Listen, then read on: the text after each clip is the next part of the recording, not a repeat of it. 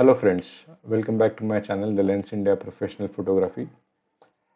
This will be the last video about the camera menu settings, and we are going to cover the last chapter of this menu setting, that is the setup menu.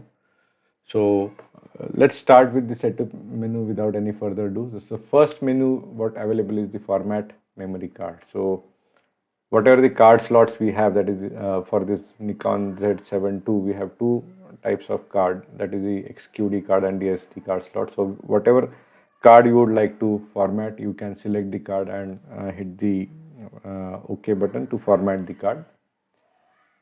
The next option is about the save user settings. So if you go to the sub menus, we have three functions, three settings available. Save it to U1, U2 or U3. And if you go to the the mode dial, that is, we have three options available: U1, U2 and U3. Maybe depending on what settings you are using for specific type of shoot, you can assign those particular settings to U1, U2 and U3 and save those settings. Then the reset user settings. So if you want to reset the user settings of U1, U2 or U3, you can use this functionality. The next option is about the language. So you may decide to select the language whatever you want. If you want English, you can select English. If you want Hindi, you can select Hindi. Depending on the region and the country, these options may vary. The next is about the time zone and date, what you would like to set.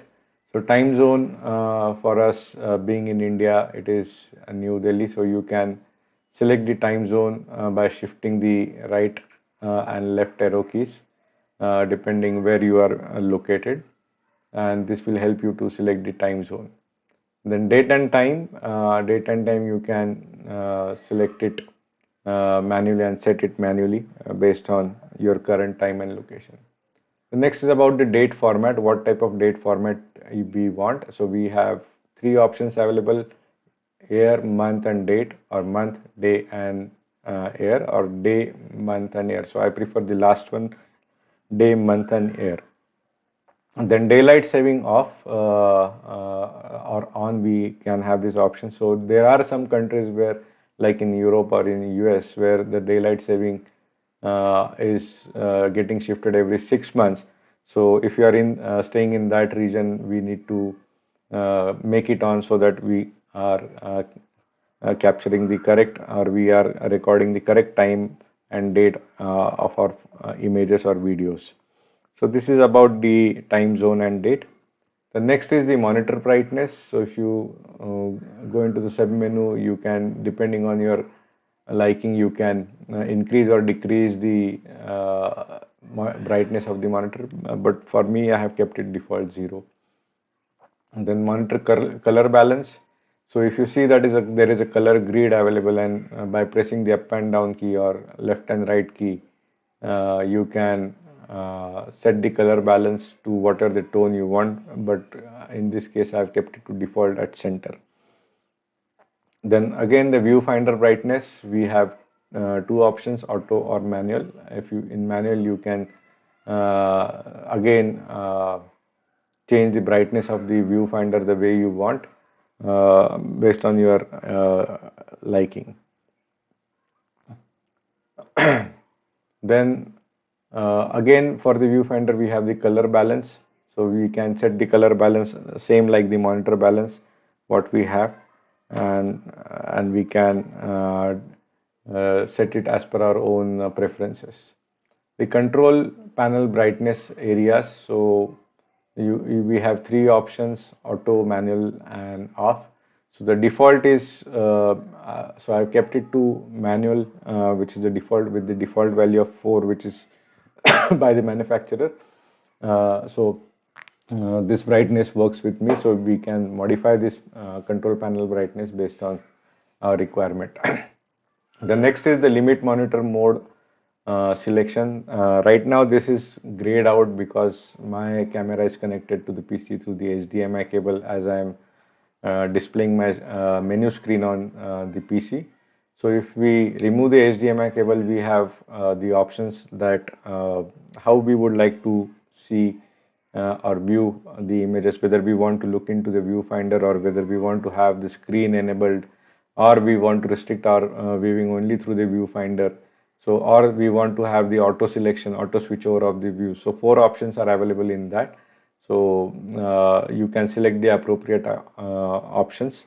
But just to tell you, I have enabled all the four options so that the switching between the screens from view to viewfinder and viewfinder to screen is automatic. So what I mean to say is that when I'm taking my eye or any object near the viewfinder, the back display will turn off, and when I'm removing my hand or eye from the viewfinder, it will again, the main screen will turn on. So this is how we can do that switching of the screen and viewfinder.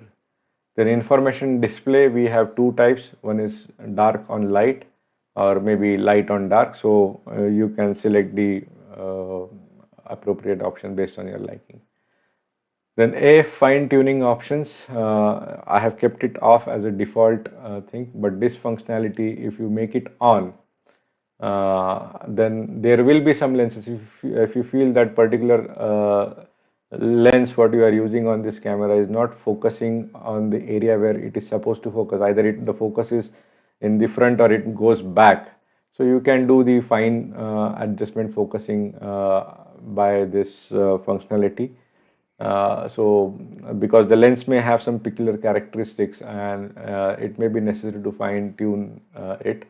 So you can keep it default and save it, and you can uh, continue with your shooting. So I have kept it default because I haven't experienced that the lenses what I'm using are not focusing on the subjects where I'm supposed to focus. The non-CPU lens data. So now this is particularly the functionality which is available where if we are using any non-CPU lens. So the camera may find it difficult to understand the VR function. So this is more related to the vibration reduction functionality in our camera. So we can define the those type of lenses by numbering them 1, 2, and so on and so forth. So suppose if you have a lens which is a non-CPU lens, for example 50 mm lens, you can define the focal length whatever you want based on that, and what is the maximum aperture, that is the maximum aperture opening which is available. And you can, so that the camera will remember when if you are using that lens, and it will apply the vibration reduction algorithm to control that. So this is how it goes with this non-CPU lens. Save the focus point. So wherever your focus points are there, you can whatever is last position, it will save on to that. If you make it off, it will not save the focus point where it is placed. Then clean image sensor, just by hitting this button, you can clean. If you want to clean it now, you can clean it now by selecting the option, an automatic cleaning option. So whether you want to clean at the time, every time when you shut down your camera, if you want to clean your sensor, so the camera will clean the sensor when the camera is shutting down, or you can disable this setting by enabling the feature cleaning off. So this is about the cleaning of the image sensor. The next is the image dust off reference photo. So if you see that there are some spots on your sensor, so you can take a reference photo and then as specified by the procedures of the Nikon, so and start the cleaning, or you can clean the sensor and then start. So both the options are available, and you can clean your uh, image sensors by taking these reference photos. Then pixel mapping. Pixel mapping is something whatever the pixels we have. So fine tuning of those pixels. This is the typical feature available in Nikon Z7 II, but not in the earlier models. So you can start the pixel mapping where the resolutions can be fine tuned. Then image comment. If you want that for your every image, the comment has to be mentioned. You can attach the comment for the every image. So I have attached the comment that For my every image, the comment should be like the Lens India with my contact details. The copyright information, again, you can key in the copyright information for the artist as well as the copyright. So the same way for my every image, this will get added in the metadata. Beep options we have again on and off. So you can keep it on or off based on these three options what are provided based on your liking. Again, you can control the volume also based on your requirement, and the pitch of the beep also you can control. The next is touch control. So touch control, we have again two options, enable or disable the touch control. So how you want to enable the touch control. So for playback only or disable. So if you keep it enabled, it will be enabled throughout. Full frame playback flicks, whether you want to move when you are from right to left or left to right, you can select the option based on your comfortable conventions. Then HDMI, so HDMI we have two options, that is auto resolution and advanced. So you can select the resolution based on your requirement. I have kept it to auto as default. Then advanced, if you go, we have various options available. Output range, that is the auto limited range. So I have kept it to full range. You can also control your recording devices, which are external recording devices.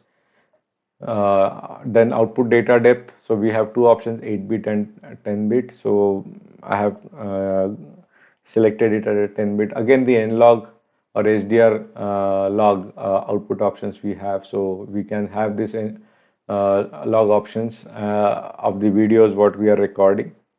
Then view assist, we have two options, on and off. So I've kept it default. Particularly these are when we are recording the videos. Now wireless remote options, as I have not connected the wireless remote as of now, this is disabled, but we can, once the wireless remote is connected, this functional will get enabled. Then assign the remote wireless function button. So if we are using the Nikon specific wireless remotes, we can assign the functions which are available here based on our requirement. The same what we did for the custom functions and the I button setting. Then airplane mode, we have two options, enable or disable. So I have kept it enable so that the camera will stop hunting for the Wi-Fi and the connectivity with the other devices. And with this, I will be able to save on the battery. As and when required, we can disable this, and we can, so that the camera starts hunting for the devices which are near to the camera. Then connect to smart devices. Now this is basically connecting your camera with the smart devices. Either you want to pair it through Bluetooth, or maybe select and send with the Bluetooth, whether you want to connect to Wi-Fi connection and send while Wi-Fi is on. So you can, it's between the connectivity. So in short, this is the connectivity of your camera with the other devices. Then connect to PC. When we want to connect this to our PC, we need to we can enable these functions. But since now my airplane mode is off, so this may not have all the options enabled. Then wireless transmitter WT7. So since the wireless transmitter is not connected, this is disabled as of now. Then the conformity marking. So this is, you will see that there is some small logo which is displayed over here. So this is nothing but the statutory compliance, or the based on the global standards what this camera manufacturer has provided. Then battery information, you will see that what is the charge remaining on the battery, and how many shots I have taken after the charge of the battery. And at the bottom it will show my battery age. So if it is at 0, it will show that battery is in a good condition. The more it progresses to 4, so the battery is getting deteriorated. That is the indication available over here. Then this is the feature which is available for Nikon Nikon Z7 II. But earlier I am not sure whether it was available for the earlier models, but may not be there. Likelihood is that it may not be there. So if we are feeling that the battery is running out of power and we don't have the battery backup available, So we can connect this camera to the adapter for which is having the USB adapter, like how do we charge with our mobiles. So that will start charging that will start supplying the power to the camera. But make sure, but just remember that by connecting the camera to the this adapter, it is not going to charge our batteries in the camera. It will only keep on supplying the power to the camera so that the camera is in the running mode. Then energy saving photo mode, so you can enable it so that the battery consumption can be achieved and less battery will be consumed. So slot empty release lock. So this is the thing which if you don't have the cards in your camera, so you can enable this so that if you keep it locked, the camera won't take any pictures if the card is not present in the camera card chamber. If you make it okay, enable the release. So even if the card is not there, you can continue clicking the pictures, but the only one picture will be saved. There will be no series of pictures will be saved. Just we have to remember that. So save and load menu settings. So if you save the menu settings, whatever we are setting right now, so those will get saved into the memory card. And if you have a similar model or same model, the menu settings will be loaded in that once you insert the same card in the other camera. So if you insert it into the other camera with the same model, you just hit the load menu settings and the menu settings will get loaded. So with this, you will not have to again go through all the menus and set the menus again, and where we can save our time. Then reset all settings. So this is the reset button which will reset the whole camera menu settings to its the default factory settings. So I have hardly used this. If you want to reset it, hit the reset. If you do not want to reset it, leave it as it is. Then the firmware versions. So firmware version is like it is about the camera body, and the next is about the lens. So it will indicate the current version what you are using. So unlike the DSLR cameras, so for the mirrorless cameras, since they are pretty new, with a very high frequency, these firmware settings are coming in. And going forward now, since the Nikon also is having a lot of new lens lined up in the future, so probably for every lens we may have to update our firmware depending on the situation, as well as firmware for the body. So Nikon has its own firmware procedure hosted on the websites also. We can go through those procedures. They are pretty easy to update the firmware. We just have to download that firmware on our memory card, and by connecting the card to the PC, and then just insert the same card, and the firmware will get updated. So this is how the firmware updation is possible. So if you are owning any of such mirrorless cameras, so do keep a watch on the firmware updates which are released by Nikon time and again. So that's all about the setup menu, and the next is about the retouch menu. So I'm not going to cover anything about the retouch menu as such, because we don't do any retouching within the camera. Our basically main work goes into the professional softwares like Photoshop or Lightroom as such. And the last option what we see is the recent settings. So this is the thing where whatever we have recently set, those settings will appear over here. So this is a quick glance to understand what are the settings which are being recently changed in our camera. So that's all about the setting the menu in the Nikon Z7II. Most of the settings will be similar for 6II or as well as the earlier versions of Nikon Z6II and 7II. I hope this have given you a good insight about the menu settings, and you have loved this video. If you have liked this video, definitely hit the like button, and thank you so much for watching my videos. If you are new to the channel, please don't forget to subscribe my channel and hit the like. Thank you so much. Take care. Bye bye.